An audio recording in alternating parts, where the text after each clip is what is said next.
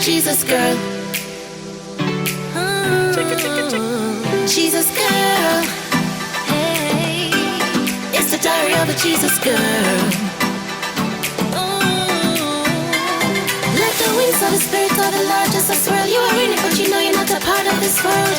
And for the swine, you should never cast your pearl. Yes, it's just the diary of a Jesus girl. The diary of a Jesus girl. Welcome to the Diary of a Jesus Girl podcast, where we discuss real-life issues of the committed Christian woman.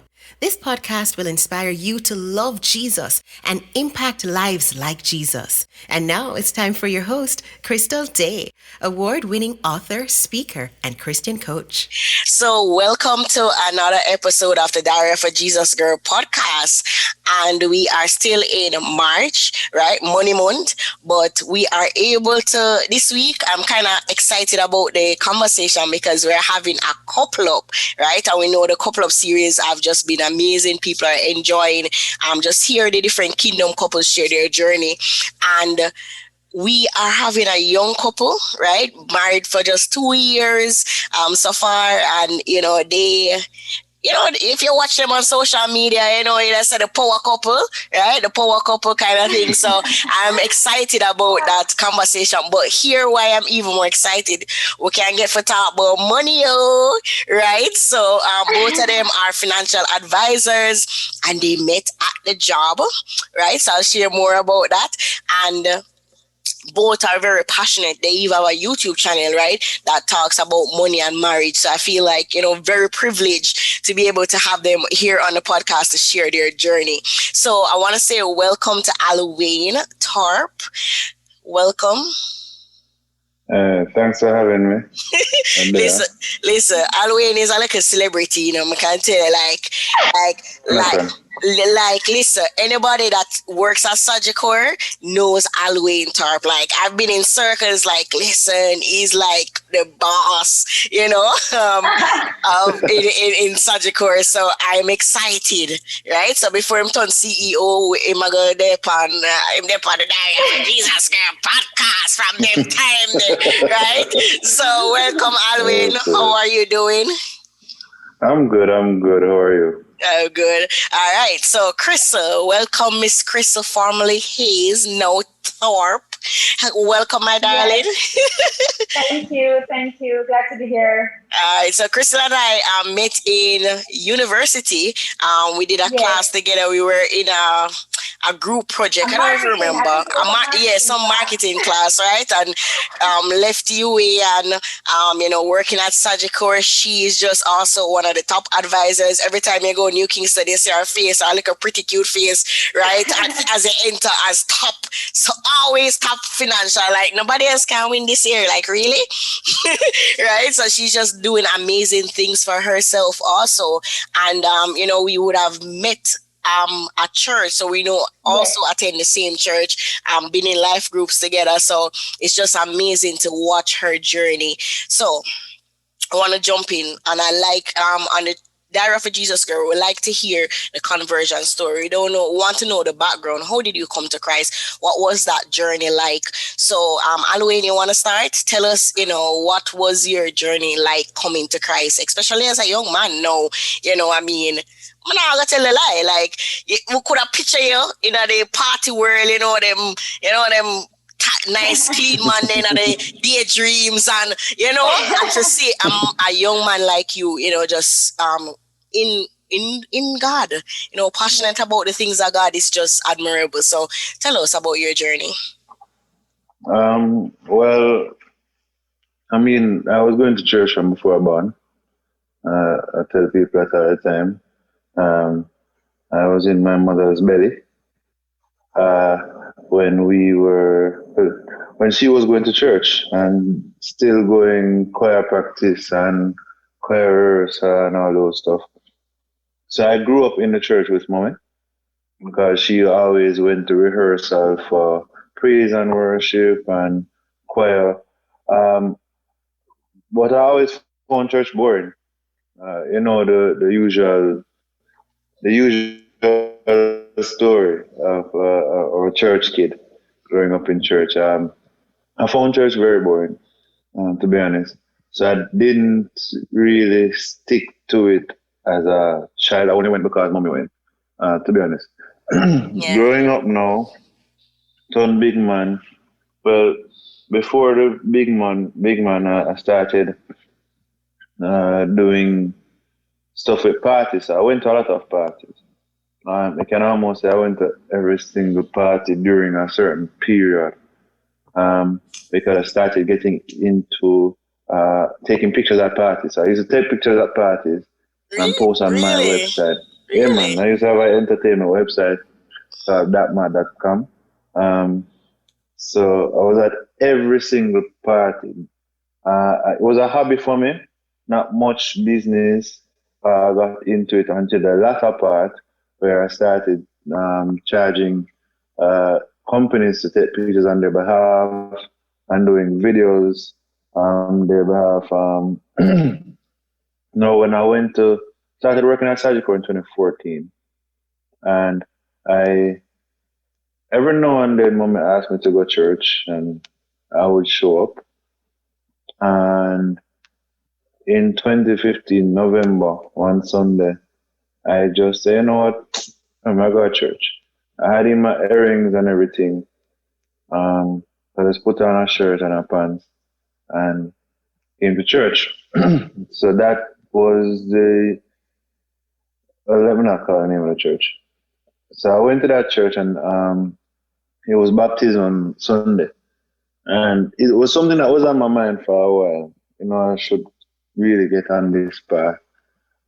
It was really playing on me. And when I go to church now, I realize it's baptism Sunday.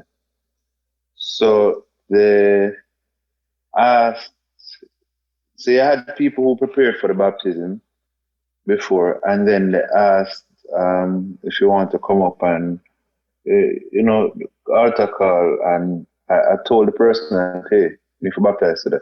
If I'm baptized today, no, I'm again. Wow. It was legit like that. During the service, I had taken out my earrings. I don't even remember what the service was about, to be honest with you.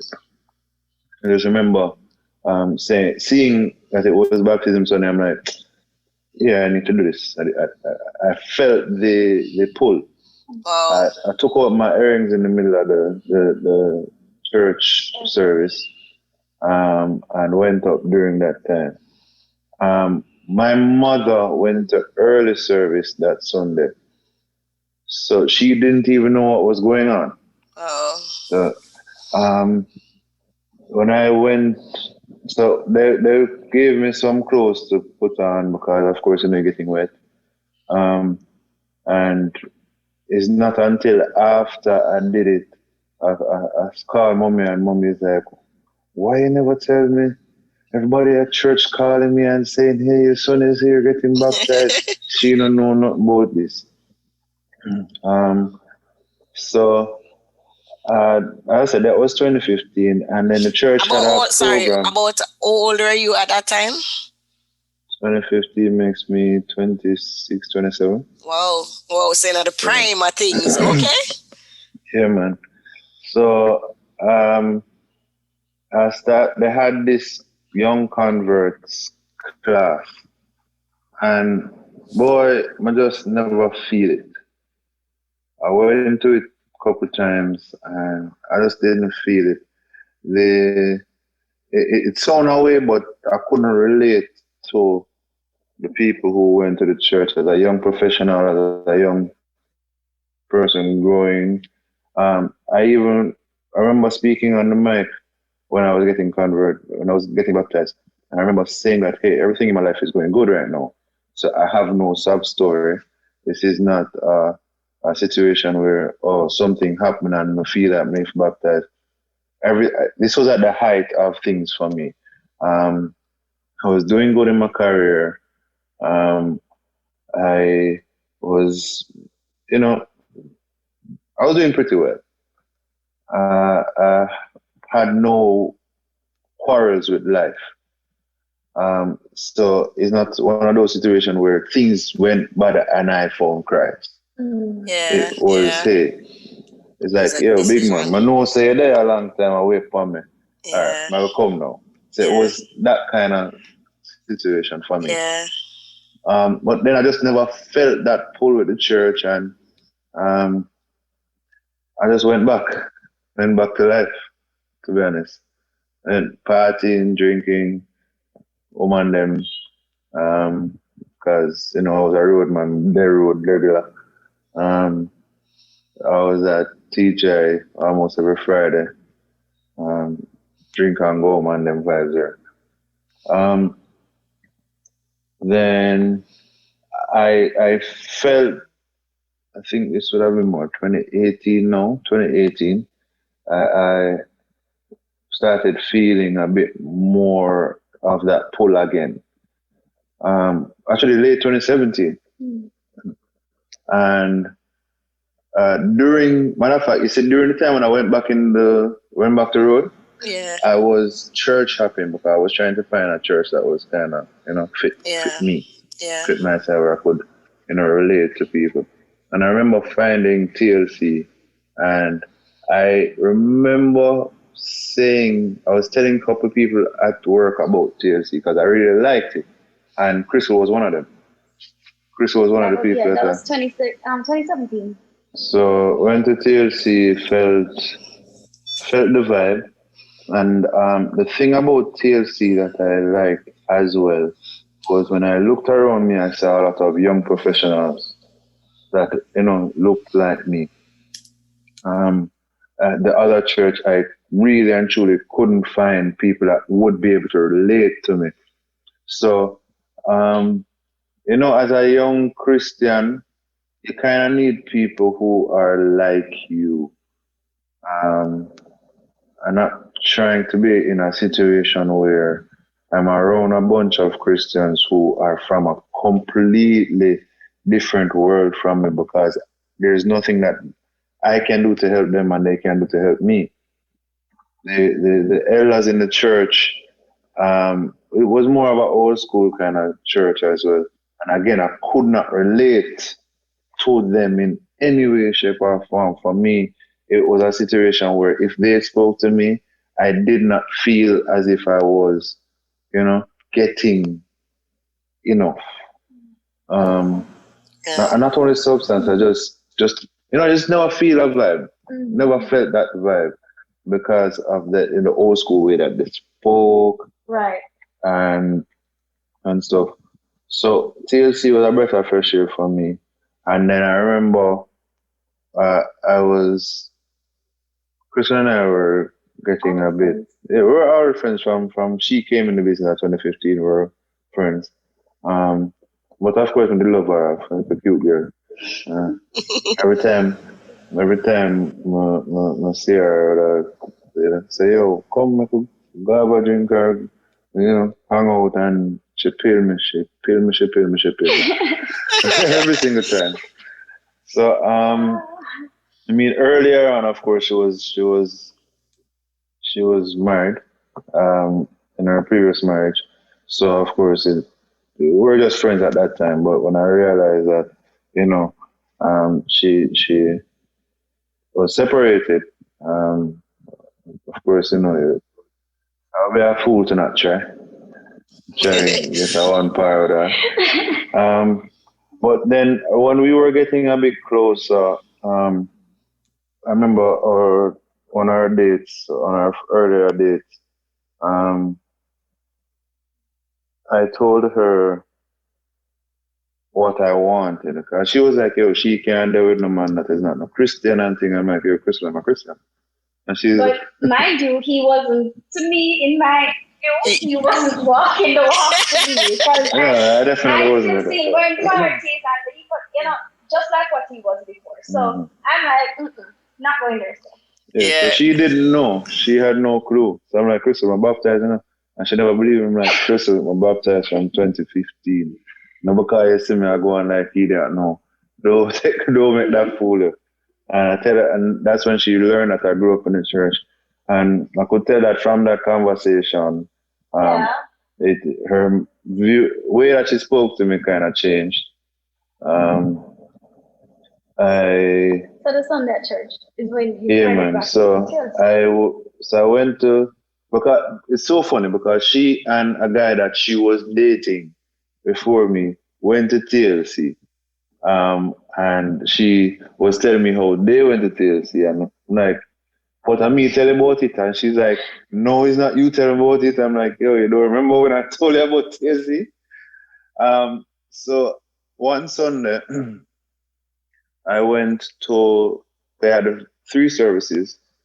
I think it's 7, 9, and 11. I always got the 7. So she always went to the 7 a.m. service. So me not up on that. That's too early for me. So I went to 9 o'clock. And I remember walking in and she's walking out. And she's like, oh, you never tell me you're coming now. So I know you may come for. And so I went to church, and I mean, we I definitely started seeing him more at church. It's like, it's serious, man. That's actually serious. Because I mean, at that time, to be honest, I was really looking for a proper woman. And Krystle has always been that proper woman for me. Hold on. Always. Just pause the story. Yeah, whatever you do, we're calling people about that. Hold on. Why you? It's a part of the journey too. Yeah, man, we soon come back. So you grew up in church, you know, you get saved, the Lord pull you. You're like, yeah, but this not work out. You know, I can't find a church family for 15. So guess what? I'm going back to what I'm used to. You know, somehow the Lord start drawing you back. So we want to hear, Krystle, you tell us about your conversion. How did you come to Christ? How did you get to a place where you're like, I am not going to even consider a man that is not even Christian? So talk to us about your side of the story. Okay, so my journey started real early. From I was about 10, thereabouts, I found the Lord. So growing up in church, my church was more like, them kind of Pentecostal, you know, them church where you can't cremate here, you have to wear long skirt, no everything. So I grew up in that long time Christian vibe church. And so, I mean, that was all I knew. But then I think it was, you know, I love the Lord and everything, you know, he was close to me and everything. But then I realized I felt like I was in a box. I felt like I couldn't, there was so much to life that I feel like those doctrines, it was just too much for me. And so when I reached about, say, sixth form thereabouts, I just go to church and they stopped the church, you know, go about my business and start to me, because I felt, you know, at university you feel a little bit more free, you know, you can make your own decisions. So church was really on the back burner for me. So I really pretty much walked away. Most stories, people start out, you know, good, but then you eventually kind of turn away and then hopefully you find back your way quick.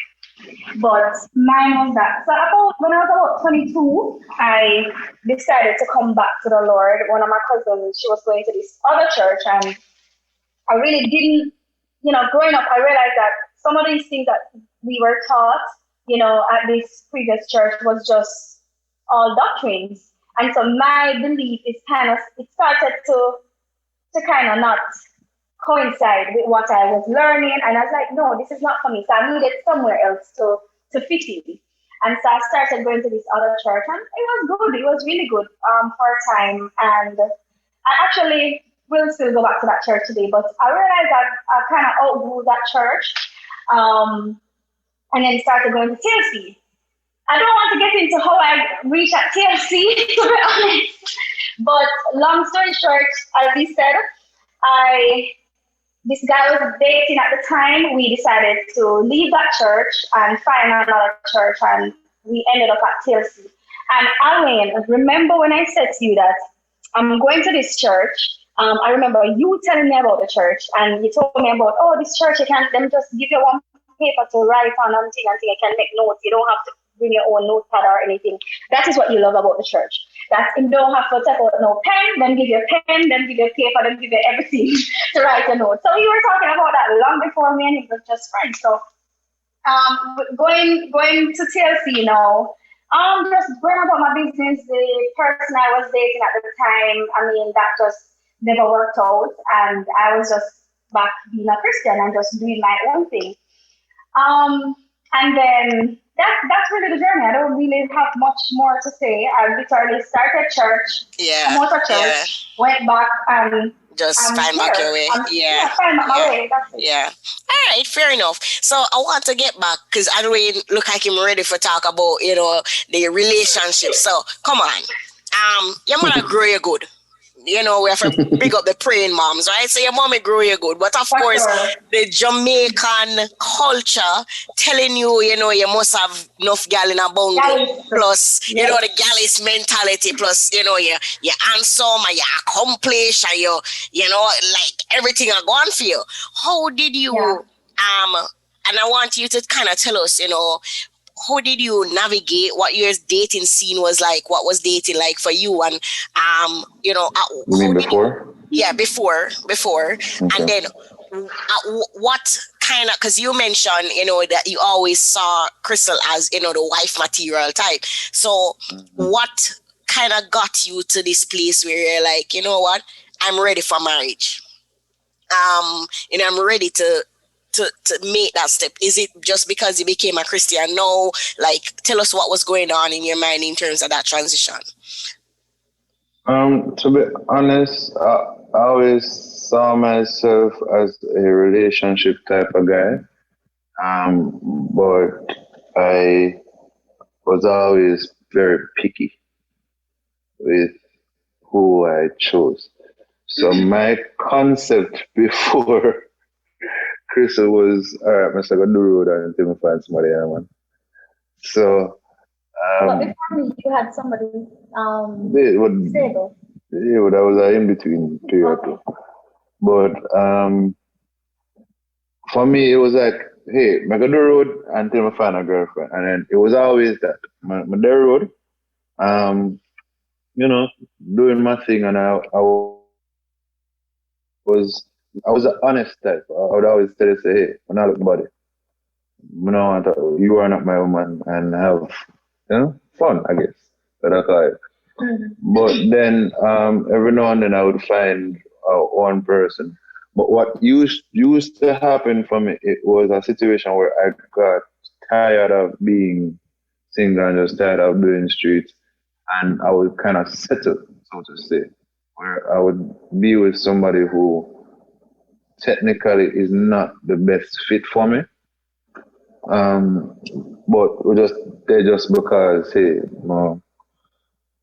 I remember even though the girl I was with before, Krystle, it was a situation where I was heavily focused on work. I was going through a period in my life and in my career where I was just saying, hey, me and certain people now really agree I need to just focus on me and building me and growing me. I was just focused on sales and focused on work at, and I really had no time for no woman. And I was bored at that point in time, bored and lonely, so to say. So I started hanging out with a girl, and it wasn't anything more than just hanging out. And then because I was so busy and it was she alone, I was like, hey, I could just do. So that was my dating life before. And but after her, part of the reason why I left her is because I saw that, hey, if I married this woman, it would not be the best decision. And there's no point in me being with this woman if that is not the point. If you're not going to go to marriage, why am I still with her? If I don't see her as the mother of my children, why am I still with her? And I broke it off, and I said, you know what, I'm going to just, chill for a little bit. Months passed, and then me and she ended up getting back together because of, again, loneliness. They always say they stick to the evil, That was kind of the situation with her. Yeah. I mean, there are others who, but at the end of the day, after evaluating it, just don't make no sense. And you just go back to what you know. And then shortly after that again, I just say, you know what? Why did I make the decision to leave? I was reminded of that, and I left. Proper that time. Now, as I said, every now and then, Mr. Krystle, I'd invite her out, and she just peel me, go around me. So, but the funny thing is that whenever we spoke on the phone, we always talk for long. Yeah, we were always friends. So we used to talk about a lot of work things and just general things. He would like call me and check up on my relationship. Like, how is my guy there? What I'm doing? Like, just randomly. So we would talk for hours about all kind of stuff. But them time she's just still not premium. Yeah, definitely. But with Krystle, to be honest, of course it started with physical because, let's be honest, she looks very good. Like, come on. So, every man see her want her, and every man. All right. So but then when I talked to her and the friendship that we had, I kind of got a little more insight into the type of woman she really is, and I really liked her and admired her. She just was a wife type, right? So when I got the chance, even in our first date, like I told her straight up what my intention was. So like I like her, see her as a wife. If me and her. Yeah, that was just too straightforward. Like so we were in another country and invite me out, and I was like, oh yeah, free food, let's go. Girl, I know that style. I'm just friends because he saw me more than what I saw him. He was just a friend to me. And I'm going, yeah man, let's go hang out and things.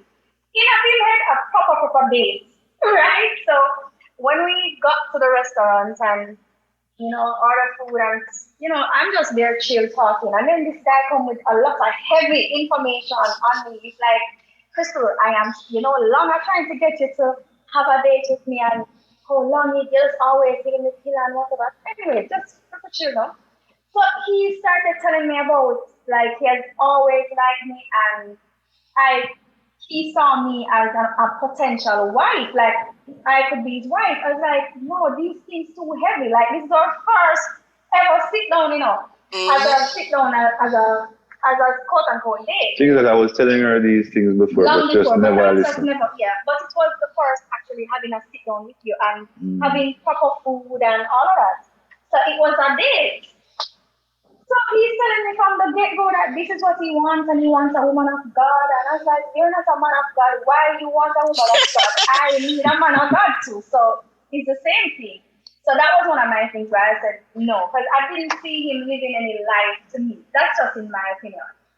So that was a big turnout. I was like, no, I'm not going down that road. I definitely need a man that, can lead me and to, just we can build together as two Christian couples, as a couple, Christian couple. So that was it for me, but he had other plans. Yeah, I mean, for me at that time, it was a situation where, let me tell you straight up, I wanted a woman that could help keep me in church. He said that on the table, straight up. Yeah. Like, I want a woman that can keep me close to God, and you are that. Yeah, so it's a situation where I was trying, it's almost like I was struggling to get back, close to God. And when I'm looking at it, I'm saying, hey, Alwaine, none of the girls that you've been pairing with know nothing about God like that, or are really, serious about God like that. So I knew that, hey, is a woman of God I wanted. So, I mean, even with going back to church during that time, my mentality was, hey, all right, here on. I'm going to just try to get back close to God and see what's going on.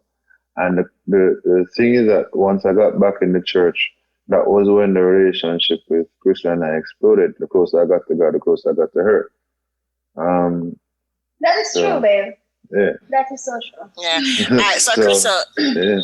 All right, so I want you, because you mentioned it too, but I would have been privy to know that you were married before.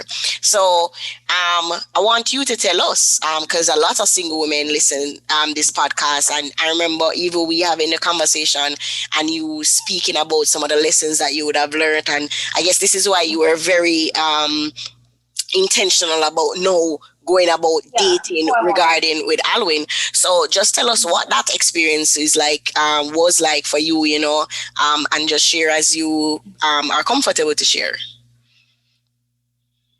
I mean, I got married pretty young. First boyfriend, because as I told you guys, I grew up in the church, right? So growing up in the church, you kind of, it's instilling you to make sure, you're not supposed to be having sex outside of marriage and that kind of thing there. So you want to find somebody, and I did find somebody. I found somebody early on in my time at church.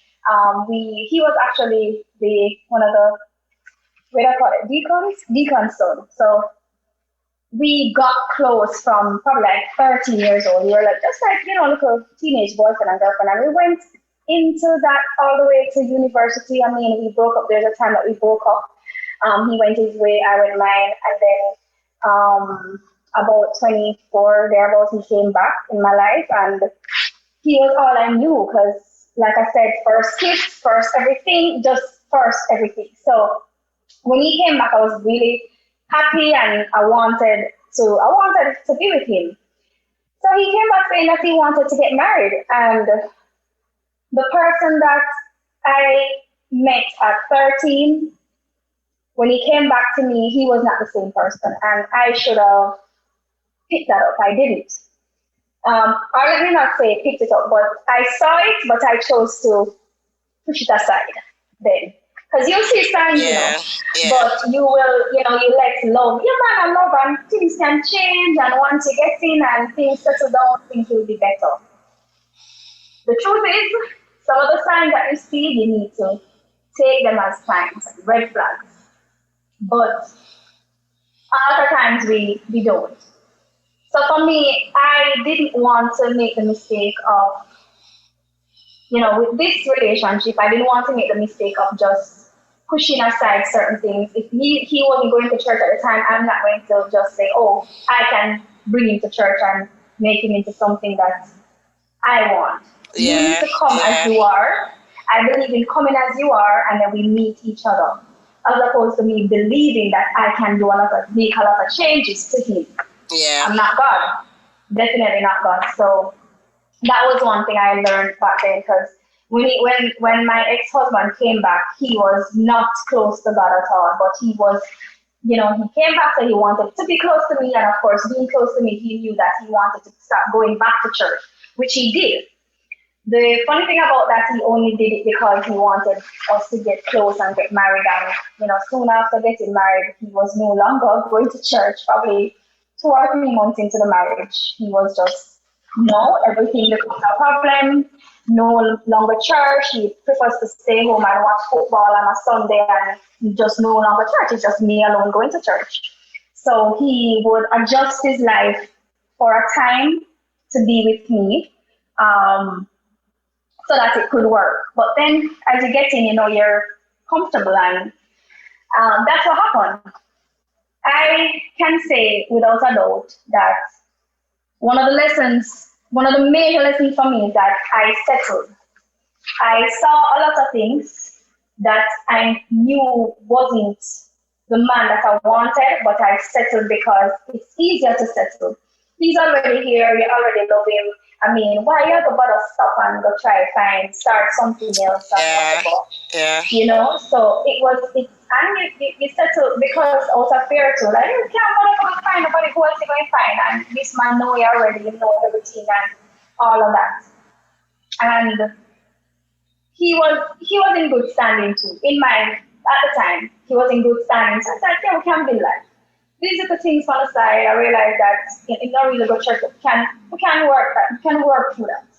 it's not a big deal. But then, the little things that you push aside will eventually become a huge deal, especially if it's important to you. If you're a woman of God, going to church, those kind of things, praying, it will become important. A lot of times we settle with someone now for just to feel good about ourselves and have a partner, but then those things will wear off. That kind of feeling will wear off, but what is left after that high is gone? You need more. So all that, for me, it was really, I decided to settle with knowing that wasn't for me, but I still went ahead with that marriage.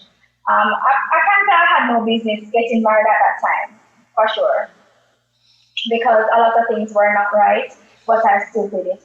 And I remember, one of the things that stood out to me is that when about probably 2 weeks into the marriage, we sent out, not marriage, before the wedding, I sent out, all invitations and everything was sent out to, people are foreign, everybody, and then you're like, whoa, this wedding big. I called my mom and I said, Mommy, I need to meet with you. And I remember having lunch with her and I said, Mommy, and I was crying to her. I said, Mommy, this is not for me, because I realized some of the things that were happening in the relationship before the wedding. I just knew that God was saying, this is not it. This is not it. But because, everything gone through already, everything paid for, and I must say his parents paid for most of the things, and so many things were already done. I felt like I could not come out. Yeah. Right? I felt like I just couldn't move, and you just go along with it, and that's what I did. And how did you find courage though? Because it's one thing to go into something and then you realize you don't necessarily, but you are a Christian, you're a young girl. Oh my God, I'm young. I have to go get divorced at this age. Like, what would, I'm still in church. What stigma? I mean, what would have given you the courage to just walk away though? I remember the breaking point for me. I went through so much, I couldn't pray anymore in the house. And I felt like, for me, it was my happiness. I know I was no longer happy at all. Like, I remember reading something at the point and said, you are responsible for your own happiness. You cannot put your happiness in somebody else's hands. You can't do that. And I did that. I gave him the chance and the opportunity to make me happy. And I realized that he was totally pulling that away from me. Like, he took all of that from me. And so I was left with no depression, like just sadness, everything, no joy. And because of everything that was happening with the relationship. And he pretty much, he was cheating. And I don't want to get all the way into it, but Krystle would know the story. That's fine. Yeah.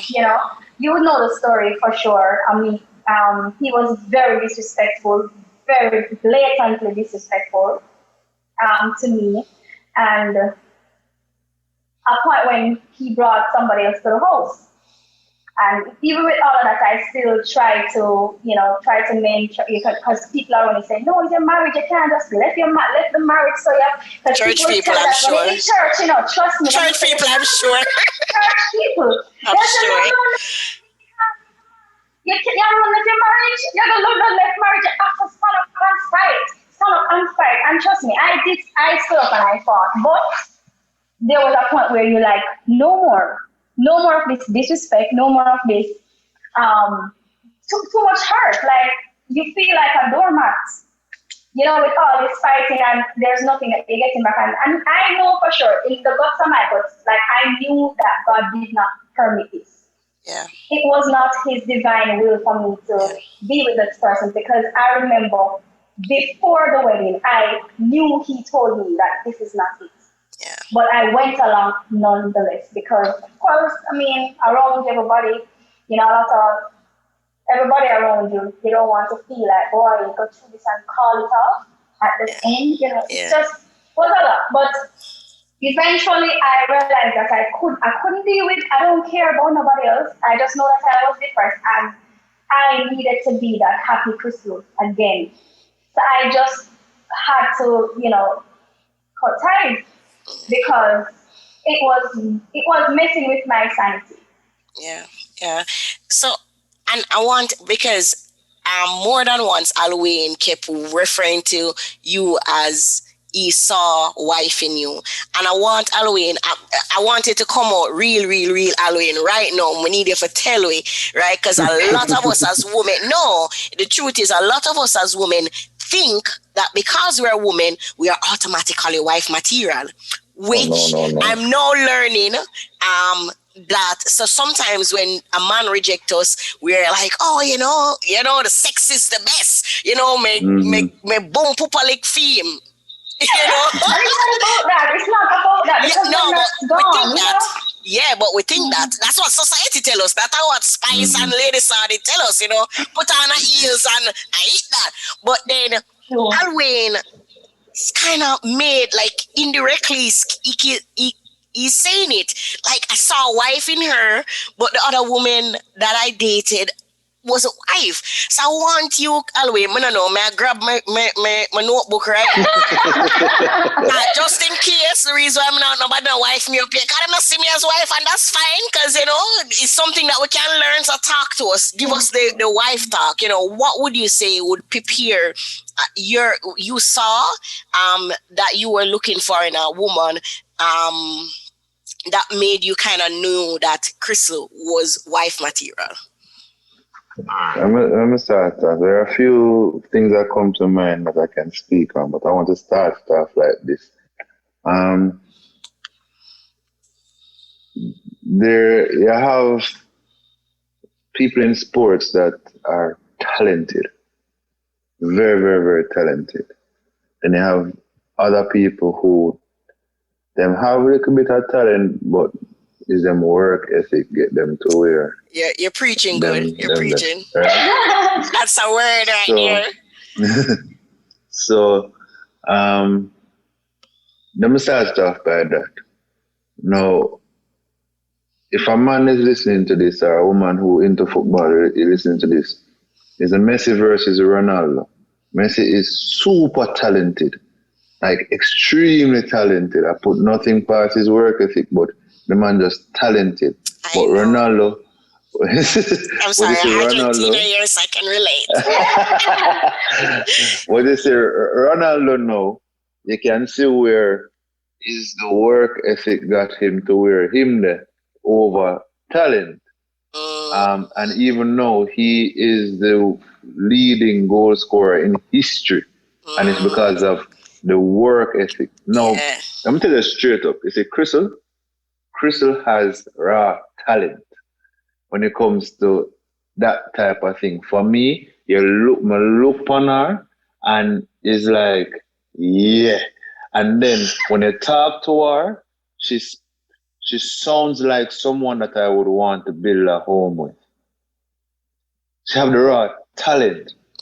Now, getting with her now, what we are doing, we are training together, and I can see where she is becoming a better wife based on the work that she's putting into this marriage. Now, I just just get a praise break, because I feel like that's a word in itself. like married people, once you get into the marriage, there's the work that you have to put in. There's a work. Continue, Alwaine. You're preaching good. Yeah, man. Now with Krystle now. All right, let me talk about myself as a man, and I believe it goes both ways for the woman. Some years ago, I decided that I remember someone told me that my ex wasn't in my league. I mean, what do you mean by that? Like, by my league? And they pointed out some people and said, "You think that girl is out of the league?" I'm like, no. So there are none of the girls that the person brought up. And I was thinking about none of them out of my league because of how highly I regarded myself. No, because I regarded myself so highly, none of them girls, I talk about famous woman, I talk about hot woman I look on Instagram say none of them know out. I can't get any one of them. That is how that was my mindset. I would be a catch to any one of them. Now, I sat back and the type of person I am, and Krystle can back this up. If I see a weakness in myself, I'm going to try and get better. So I started doing things a little differently. I remember my mother had taught me how to do some basics with cooking, but I never had to cook. I remember the help at the time that I brought to, wash and iron my clothes every 2 weeks or thereabout. I asked her to teach me how to cook. And she teach me one and two things because at the end of the day, me African cook because my wife African taste good cooking from me. I wanted that under my belt. I wanted to focus on getting better at my job because I needed to be a really good provider when my wife come. So I was focused on becoming the woman that I want. Wow. That is deep. You know what? Why I have to say that? Because Krystle, remember when I told you that I would never look at him? Yeah. And there was something about him, like probably closer to the time that we started dating. I was like, I see a lot of growth. He would say, but I don't do anything. I'm seeing it though. Like I see a whole different person. So, and all this time he was literally dealing with himself and trying to prepare himself for a woman to attract that he would want to attract. So he was preparing himself, making himself, in that light so that like I could see him, and I did. Because before I never seen none at all. I really honestly none at all. But So, Alwaine, you said something. Was my focus. You said something I wanted to dig. I want to just ask because there is a thing around church that everybody is saying, oh, but we're having so many women conferences, but we don't have anything for men. Who is teaching the men to be husbands? And I think they say it in such a negative way, but personally, I feel like women learn a lot in community. So this is why we go to conferences, because we learn a lot in community. And we okay to say, oh, girl, someone can't do my hair good or I can't do my makeup good. I need it. Versus men, they tend to like to learn more individualistic. So I don't know. So they don't have to hear from somebody, oh, I need to do it. But what would have, I hear you, but what are your thoughts in terms of what would have pushed you to be that man? Is it, something your mother taught you or something you heard in church, or you just think that most men know it? It's just that sometimes women don't desire that from a man, or we don't, ensure that the man come good then. I don't know. What are your thoughts? For me, I think I got some of those traits from my mother, wanting to learn more and wanting to be more, as in just wanting to learn more. My mother is an educator, and she's just always going back to school. I always wonder why she done school yet one. So she's always getting better and improving. And I remember seeing my parents were married. They got divorced closer to when I had finished high school. But I saw some glimpses of happiness. I saw a lot of happiness. Saw some not so happy times. But I saw certain things. And really and truly, even my ex, I looked at the characteristics that my mother had. And I did not see them. And when I look at Krystle has a lot of the same and similar characteristics that my mother had. So that is one of the biggest attractors. A man wants to know that the woman that he's with can. It's sound away sometimes, but let me tell you straight up. It's just so life and psychologists will tell you. A man compares the woman that he's looking for to his woman, to his mother. Especially if his mother was a good woman. My mother was a God-serving woman, a God-fearing woman. My mother was involved. My mother was I've seen my mother in hard times work 3 jobs, have her full-time job and do 2 other stuff on the side just to ensure that, hey, she put me through school without debt. Those are things that I saw in Krystle. Krystle is that type of woman that will go all out to ensure that things are right, even if I am not able to. That attracts me to her. Personally, when it comes to men getting better, the truth of the matter is men don't know better because they aren't seeing better. I personally saw better because I saw good examples from my father, not all the best examples, but I saw a lot of good, as I said, glimpses. And I saw,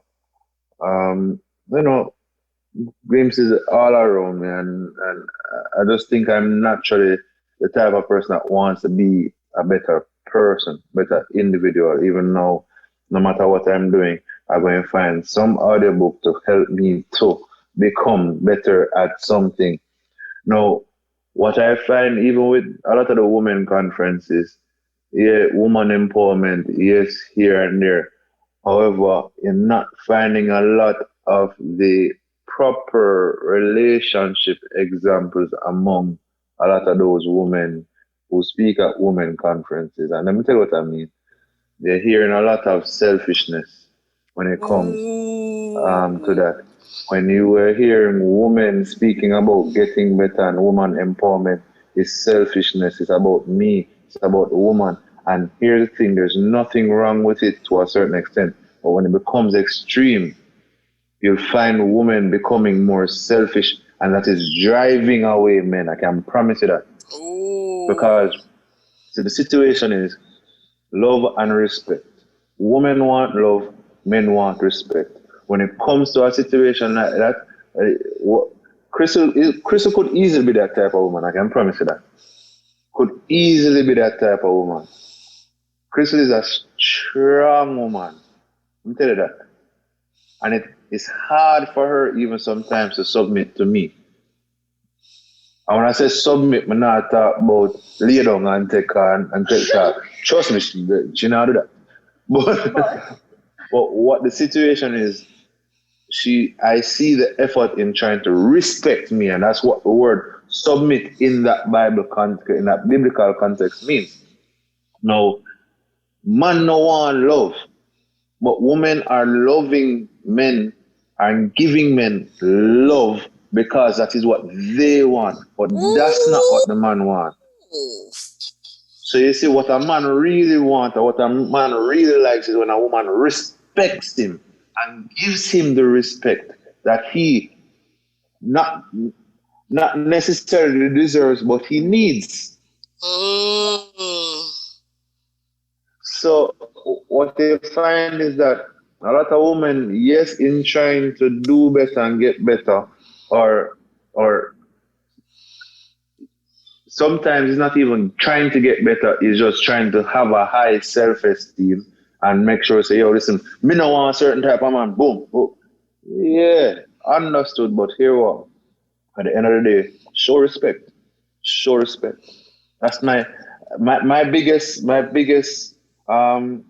advice to women trying to move out of the single lane into a proper relationship. I'm not talking about just in a relationship, but a proper kingdom relationship. You have to work on getting better, becoming the woman that man would want. But then that's the thing, though. Showing respect. And that's the thing, though, Alwaine. I would love for you probably share 3 traits with us that we need to develop, because we keep hearing, that we should become that man that man want, but then you're not even, because you have society telling you one thing, then, as you said, you have some people that don't see good examples, which is why I try to do a couple of on the podcast, because more and more I keep hearing people saying, oh, they don't see good Christian marriages. I'm like, that's not true. I see a lot of great Christian marriages, but I'm hoping that this podcast would expose some young people to like you. This is why I was very happy to interview you both, because, I've been interviewing a lot of couples 30-odd, a lot of years, but even 2 years, just kind of, so I love that. So probably give us 3 traits. And I don't want you to think, you're thinking about Krystle, but just think generally, if you were thinking about a wife, 3 traits that you think a woman should develop. And I think you said the main one is she has to learn to respect respect the man. And I think women struggle sometimes with the respect if they never have a good father, if them stepfather did bad to them, or them experience a lot of bad relationships. So sometimes I think we have to learn the respect. But anything else that come to mind? All right, let me put that respect to number 2, because the first one is very important, and not a lot of Christian groups or bodies speak about this, and it's very important. My wife knows how to put herself together. Woo! Drop mic, start over the podcast. We're not ready yet. No, I'm telling you, my wife's still good, very good. And when she steps out, she represents herself well. So you see, the fact that she represents herself well, I know that she will represent me well, because she puts herself together well. Let me tell you something. You ever hear them say, yo, they might say something, a man might run a joke and say, boy, that girl, she not all that good looking, but yo, she turn up when she touch you. And that, say that attracts a man? If a girl that puts herself together well in public, and I'm not just talking about makeup and hair and nails, and not about a tight up dress, I'm talking about, let me tell you one of the things about Krystle, she never dressed skimpy. She never dressed. Hardly. No, me at it. Yeah, I wanted to dress me, but no, what I said, you see, the thing that when you saw Krystle, you saw a woman that you could respect based on how she dressed. It's not a situation where me just think about, oh my gosh, what she looking like under that? It's like, oh wow, she put herself together so well. I like that. She keeps herself well. Very important. When woman do all sorts of foolishness and say, all right, you have to love me as I am. And hey, straight up. If that is the type of man you want, you do that. Do you, boo? Do you? Yes, you do that. Because you do have a lot of men that love straight, almost, because I don't want to say natural, because natural look good. You have girls that put themselves and keep themselves. I'm trying to find a word where when woman just a Lego. Yeah. I think we get it. Yeah, some women. Yeah. So right now, if Krystle wears her natural hair, she do it in a way that looks so nice to me. I actually prefer her real hair. She know this. I prefer her. I don't mind her wearing hair accessories and stuff like that. But I prefer her real hair. So, but the thing that she knows how to put herself together, where she keeps herself properly. So when she go out the road, me not gonna feel no way because one man see my woman on the road and say, oh, I really that you do it? No, that is never the situation. I feel proud to call her my woman. And then on top of that, even it's ridiculous sometimes, but she does not like to drop her standard. She's not going to drop her standard too low in private. When it's me and her alone, she's worried about certain stuff. And I'm like, oh, babe, hold on. Oh, no. It's like, all right. So Like we were talking about it the other day. Yeah, even tired. Like, I don't have a problem with that, but she wants to ensure that she looks good for her man. Okay, I like to sleep. I'm going to bed, right? I'm just going to sleep. Oh, this is PGR one. Listen, no. Just talk the truth. Everybody, we say sex on this. We talk about masturbation. Yes. It's one of those podcasts. So, Krystle, let me tell you, when I'm going to bed, I put my little, what do you call it now? The bunny. Oh, it's just all right. So, normally, when you have your bonnet for your head and because when you wear your hair, you have to put it back in the. However, when I'm going to bed, normally I just drag on my bonnet and go sleep or whatever. But I don't probably if I'm going to bed and I know say I go on something tonight. I'm not telling you yet. I'm going to bed look cute. No, trust me. Krystle, if I'm lying down and I already tie my head and come to bed, now I'm feeling my touch. Mr. Babe, let me take off this because I just don't like. So tie up, and we're getting intimate. I just don't like it. He's like, babe, it's fine. I said, babe, I still want you to have the feel, the nice feeling, the look, and everything with it. So that is what he was saying. I like to make it. That is admirable. Like feel good. that is very admirable.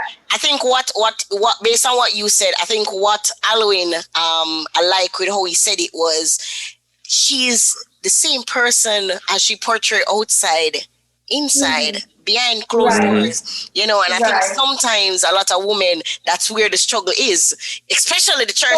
So sometimes them fleek, I got church Sunday morning, and then, as I remember, I think it was Carla Dunbar we had invited on a podcast or something, or a conversation, and she's like, but I'll be a big baggy aware for the man. Exactly. So she did mention it, so you're right. I love that. I really appreciate this. Yeah, man. Yeah. So I would have put that one first. All right. So woman, carry yourself well. And the Proverbs 31 woman, all our desire. The Bible say, listen, when she going at the town, she represent her husband. That's what you're saying. Yes. Like she's able to represent. He's proud to call her his wife. The second one is respect, and the last one, what would you say? The last one, I would say wanting. Sir, I'm not sure. I still think about it, but if I had to be on the spot, I would probably just say trying and wanting to get better. Because with Krystle and I, we always want to get better at marriage. We've learned so much about marriage. Yeah, we've learned so much about marriage since before we're married. Yeah. Till now, it's crazy. We listen to audio books together, and we go to couple life groups. We watch a lot of couple videos. Every now and then in the mornings, we listen to this Christian marriage podcast. These are things we do things to get better. Intentionally about growing. And it's not only stuff about marriage. We try to learn things that would help us to be better people as well. And guys, don't get me wrong here. I'm not saying go and go trouble your man and trouble your husband and say, yo, we need to listen to this. No, that is not the situation. You don't want naga man into something like that. But that for me, I would say that's because I'm naturally like that. It just works out that way for us. But if it's a situation, where it's not both of you, at least you try and get better. Yeah. So which jump into, I think, is a good segue to as we try to wrap up though regarding the money and the money management. So I know that both of you are financial advisor. You can, and I think what I'm gonna say is people will go to them YouTube video. I recently Totally I saw I'm gonna leave the link in the show notes, and I saw say before you invest, you need to do this. I think I saw a post that he made. I'm not sure which one of you made it, but it's like, you know, a lot of you are thinking about investing, but you're not doing this basic thing, you know. So I don't want your financial hat right now, the financial advisor hat, right? I want you, like, just as people, young people trying to build wealth, trying to you know, to create a legacy, a financial legacy. I want you to just share some tips. That's what I'm saying. I'm leading them to your YouTube to learn the financial advice, the advisor at.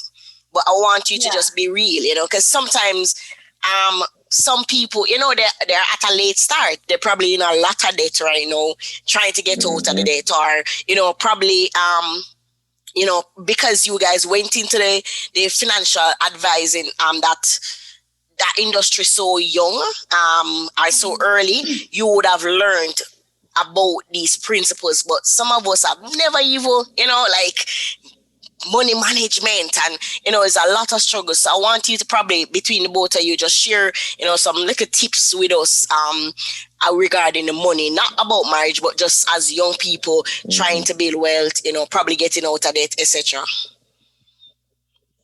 Okay, so one of those things that when we just got married, I mean, even though we're both financial advisors, we kind of butt head where that is concerned. In the start, trust me. Butt heads, because he wanted to do it a certain way, and I wanted to do it a certain way. And let me tell you, people, when you get married, it's no longer fee money or my money, it's our money, right?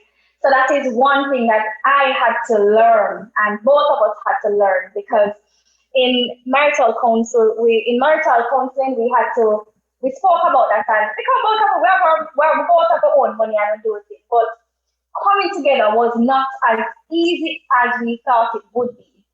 As in having one set fund to say, okay, this is what we're going to be doing, because we were butting heads a lot in that. And so we had to seek counseling to get somebody in the middle to kind of organize us, because yes, we are both financial advisors. So it's kind of, you may think that naturally, yeah, we work it out. No, we needed somebody to come in, which we did. And that taught us how to better manage. So right now in the family, he's the CEO and I'm the CFO, right? So I'm the one that will say, babe, I don't think this can work, you know, but then he would sign off on some of the deals, right? So he'll sign off on make the final decision, but I'm the one that will do the little, you know, go deeper. Generally, to end of the spectrum, he's the spender and I'm the saver. So we had to find a middle ground, and that took time. Like I said, we had to bring somebody in to help us to kind of, you know, fine tune and go through and ensure that we are actually on the same path. So where finance is concerned, we had to start ensuring that a budget.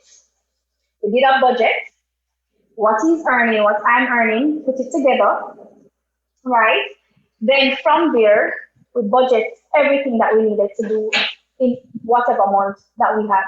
So everything, we lay out everything on the table, all our expenses, all our loans, whatever it is, we have to put it all on the table. And then from there, we start to segue into, okay, this bill is paid, this goes to emergency fund, this goes to investments and all of that. So that's where we started, right? And from that, I mean, once you would have had an idea or you have a groundwork, you have a foundation to work with, both of you need to be on the same page. It's going to be hard if both of you aren't on the same page, and it doesn't mean that both of you need to have the same exact characteristics. Like, as I said before, he's more of a spender and I'm more of a saver. He likes expensive things, and I had to curtail his appetite sometimes. I said, babe, you get to buy an expensive thing once every 2 months. Well, I'm like, no, babe, I don't think we need to spend that. But both extremes are not good. It's good to have a balance, and we have to learn that. Right? Do you want to add anything, babe? Yeah, man. Well, so that's as far as the marriage side and the couple side. But for that, the average individual is in single. Here one, tell us straight up. Before years ago, I found myself in a lot of debt, a whole heap of debt. I had to be very deliberate about getting out. I think it starts there. So right now if you're listening and you're in debt, all hope is not lost. The first thing you do, you have you build up a little small little emergency fund. It doesn't have to be the 3 to 6 times. It can just be a little 100 pack. If we can try sell something and save up like $100,000 for emergencies and nothing That's else. Jamaican, 100,000 Jamaican. We're in 52 countries right now, the podcast. Okay. So while, Jamaican dollars, so that's about 1,000 US, thereabout. 1,000 US, thereabout. yeah, So for our international listeners, when he says 100 pack, he means 1,000 US, right? Yeah. Yes. They can start there, and then you just focus on getting rid of it. There are different people who preach different things. Some people talk about the snowball. Some people talking about attacking the one with the highest interest rate first. They have different ways to attack that, but the real point is to just focus on attacking the debt. You have some people that are some very extremists that would say, hey, here what bread and butter, you're not eating no chicken. But it depends on how you are. Let's focus on getting rid of it. My biggest thing I can say is stay away from credit cards as best as possible. A lot of people say credit card is needed to build credit, depending on where you are. Yes, that may be true. However, if you're using a credit card and a limit, let us say in Jamaica, your limit is $100,000, which is 1,000 US. In the US, of course, the limit going to be way more. But let's speak about the Jamaican, right? So let's say your limit is 100,000, right? For argument's sake, or 150, right? Don't spend from that credit card unless you have 150 in your account, free and clear of obligation. That is my biggest credit card advice. If your limit is whatever, ensure that you have money in your account, free and clear, and this is outside of your emergency fund, free and clear from obligation. Because what I'm saying is that with a credit card, you're spending someone's money. So you have to pay it back. So if you aren't able to pay it back, don't spend it. Now, I've had clients who have credit card issues and them say, them can't go a month, them cannot go a month without using them credit card. The reason being, their credit card is not them emergency fund, because them don't have that. Their credit card is tied to them salary. There is no way they can survive without using them credit card. Any month them don't use them credit card, them in problem. And the easiest way to get out of that situation is to cut that damn thing up. I promise you, there was a point in time where I had to cut up my credit cards. And I had about 3 credit cards and I cut all them up and put them into one bowl and I kept them in the house so I could have seen them. Then just there right there, so mix up, cut them up to little bitty pieces. A client and I were speaking yesterday. He asked if he should get a credit card. And speaking to him, I said, I personally don't think so, but why you want it? He wants it because of the bag of scamming that's going on. And that's a real fear right now with scamming. So the idea is you have a credit card. If your credit card gets scammed, it's the bank money, it's Visa money, it's MasterCard's money. They have it insured. They can do it. Yeah. However, if you have money in your account and your bank account gets scammed, you get juked.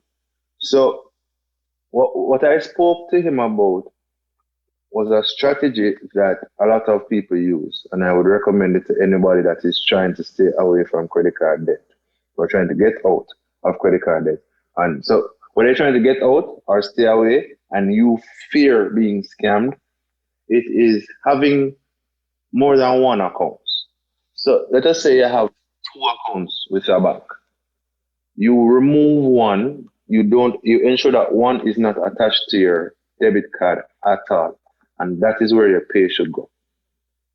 That is where you keep the bulk of the money. You see the other account that is attached to the card, you treat it like it's cash. You literally treat it like it's cash. You're not going to walk around with too much cash on you. So you don't walk around with too much cash on that side. So if ever your card gets scammed, it's like somebody pick your pocket. It's not like them raid the bank account. Yeah, that's good. That's good. No, so the thing is that account needs to be detached, not attached to the card in any way, shape, or form. Everybody have a phone. Everybody should have mobile banking or online banking. So what you need to do is to ensure that one, you have service on your phone, so that if ever you need to transfer money from one account to the next, you can. So I have. And the truth is, most banks have Wi-Fi in there. No. Exactly. Yeah, free Wi-Fi. Exactly. So it's a situation where, hey, you go to an ATM to get cash. So let us say, I know one guy from university. Him say, yo, at all times he has 10 grand on him. He'll never not have $10,000 on him. If it's a situation like that, you keep a limit in the one that is attached to the card, and then literally treat it like cash. You're going to make a purchase for $5,000. You swipe it, boom, it's your money used. There's $5,000 left. All you have to do when you get a chance, move $5,000 to it. If you're going to make a purchase that is over your limit, you boom, go on the app and you make the transfer and you swipe your card. But at the end of the day, you are keeping yourself safe from these cyber criminals. Yeah. Well, let me say something, babe. Okay. Let me just note that credit card is not all bad, right? Because at the end of the day, if it's a situation where you can be disciplined enough, because I have a lot of clients who have credit cards and they've never been in problems or never running, overdraft and all of that. So I am like that. So I have credit cards. I have my credit card and I know when to use it and when not to use it.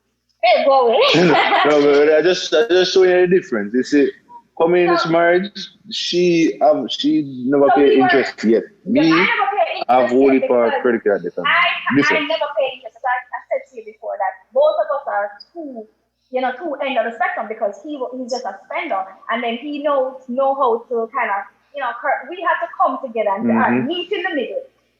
You have to take down some of that spending there, and I have to probably get a little bit more off the fence about too much, like just pouring in everything. So I do believe that if you have a credit card, you must speak to your advisor or whoever gave you that card in the first place. How is the best way? What's the best method, or how is the best way for me to use this card so that I don't get into problems down the line? And there are ways to do that, because once somebody first a card from me, best believe I'm going to sit down with them and tell them exactly how to use it so that the bank don't get no money from them, or they don't have to pay interest, because there are ways to do that. So banks not well of me. You understand? They're not well of me, because the way I use it to my advantage. So if I owe them $10, if let's say I owe them $10, they're getting $10 for the end of the month. I'm not going to use $50 and okay, so I use $50, and I said, boy, the month now they say I need to pay $50, but here what they're going to do, they're not going to tell you to pay $50, and they're going to tell you to pay $10. You're not paying the minimum. Never pay the minimum unless you are unless you're already in debt and you want to try and come out. You have to pay something. But if you're in a good spot, do not pay the minimum.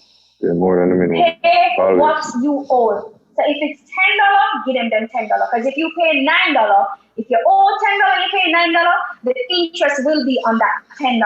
Not the $1 where you owe them. It's gonna be on the entire amount that you have owed. You just free some people a while ago. Like I feel like you just free some people because some people never know that. Trust me. Wow. Exactly.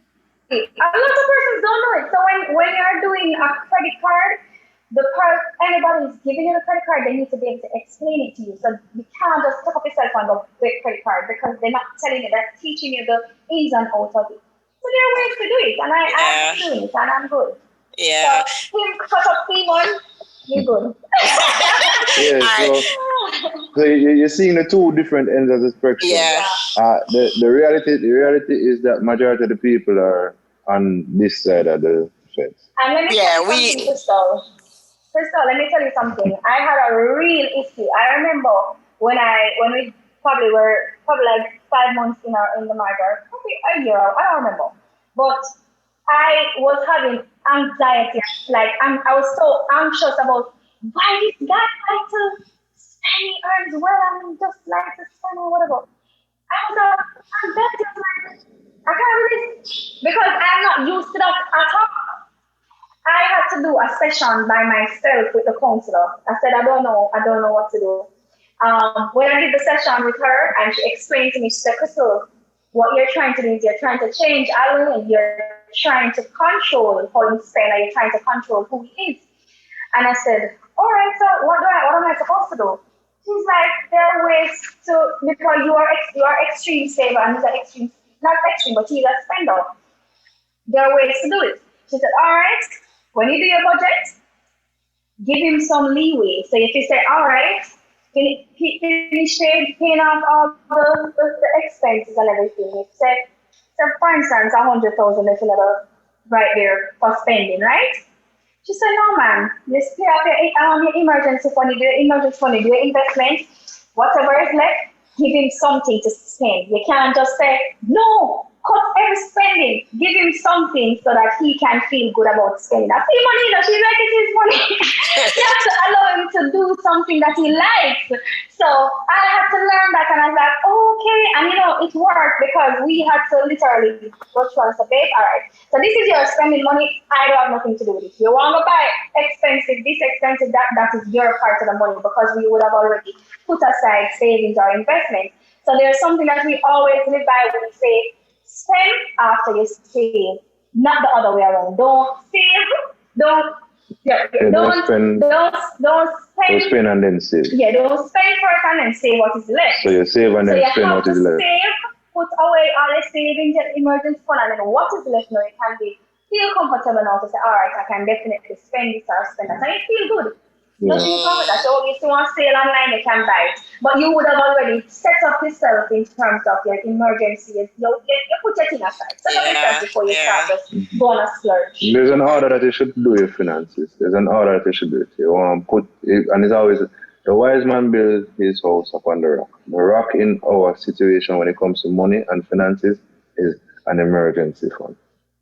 The rock is you're putting money to your retirement. The rock is you're paying your insurance. That's a rock. Yeah. Building up some money in the back. This is so good. What happened when the COVID come, when that storm come and blows, you're still standing. So for example, in a situation where if me want spend off money and boom, well guess what? A storm hits, we fall back on the emergency. There's something to fall back on. So I'm not spending everything.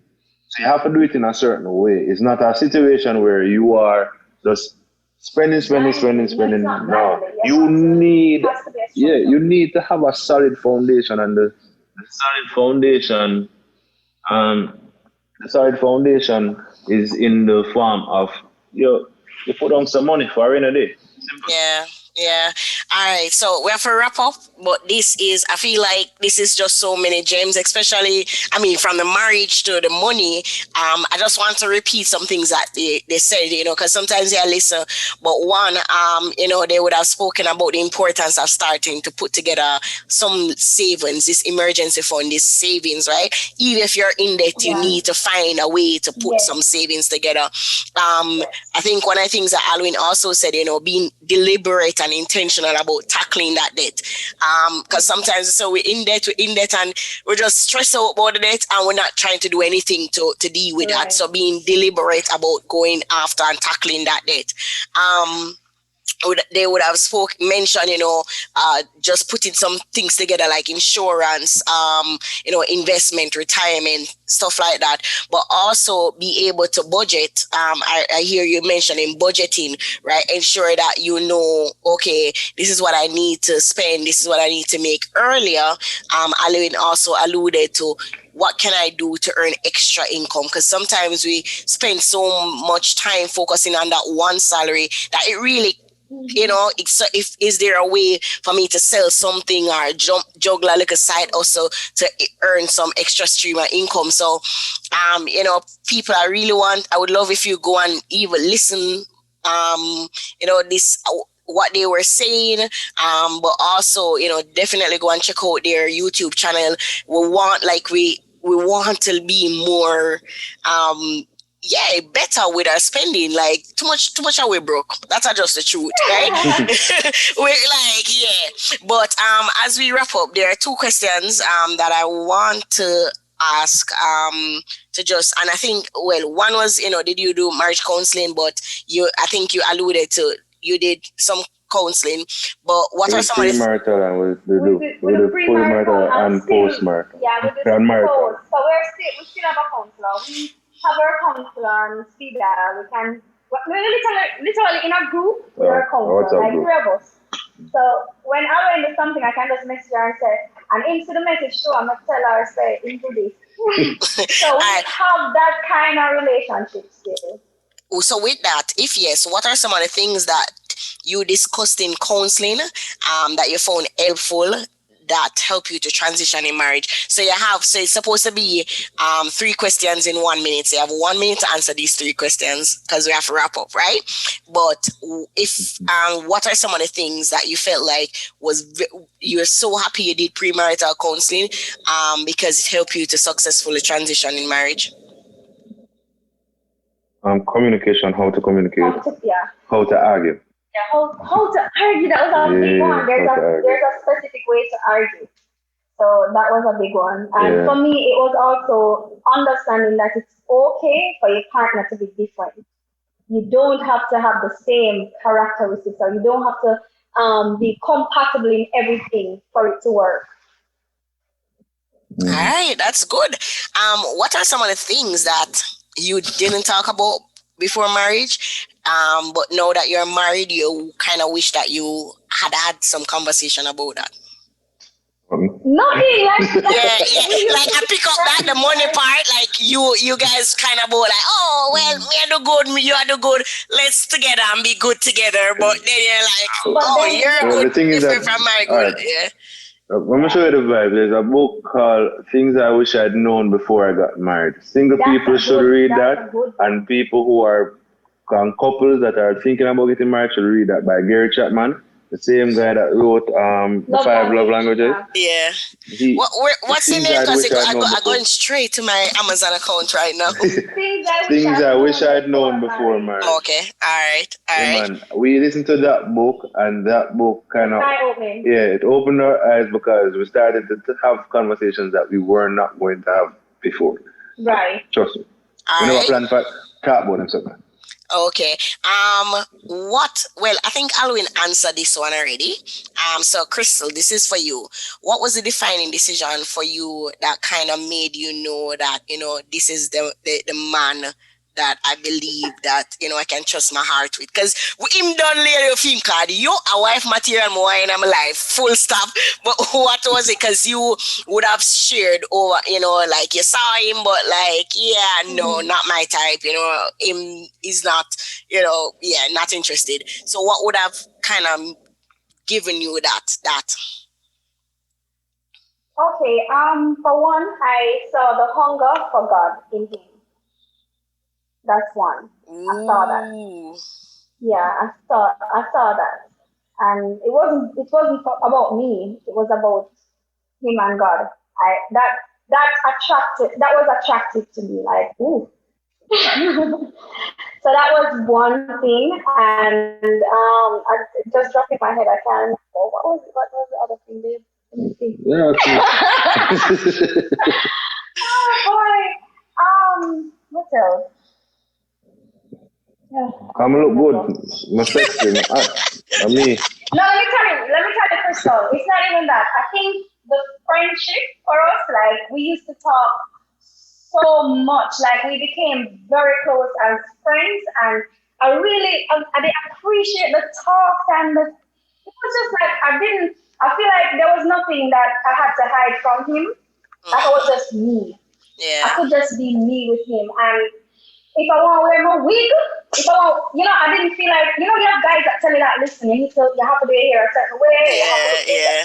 No, he just loved me, and I enjoyed the friendship. So I think that was it for me. Like, I really love the whole So the Lord never come down and say, Krystle, Alwaine is the one. This is it. I mean, to be honest, of course I prayed and I fasted and everything, but I knew he was the one because I loved how he loved the Lord.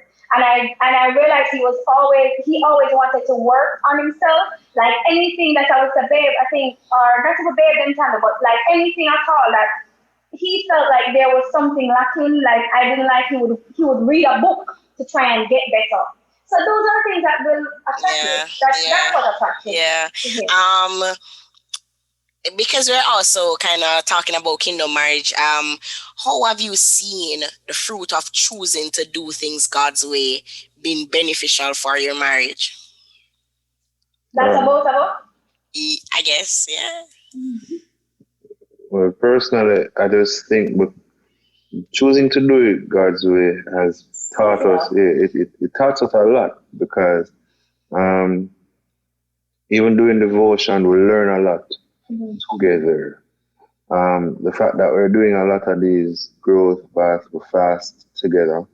We fast together, we pray together. We do a lot of things together. Of course, individually. Yeah, we do the devotions and stuff individually as well, but when we do stuff together and try to get closer to God together, the relationship just gets better. Yeah, he really operates as a third strand in that role. Well. All right. So I think I want to, Alwaine, give us two. I want you to share a tip with a single young man or somebody. He's probably thinking about marriage. What tip would you give a man that is thinking about marriage? Love your wife. In the way. Well, since you're no wife yet. All right. Okay. So you mean a single man probably thinking about marriage. You probably see somebody, but in the shore at a person like I don't know. Yeah.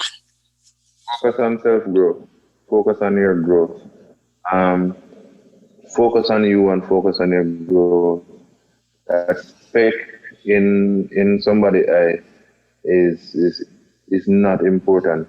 Focus on you. Focus on you getting better. And what will happen, it will attract not only the wife, but the friends.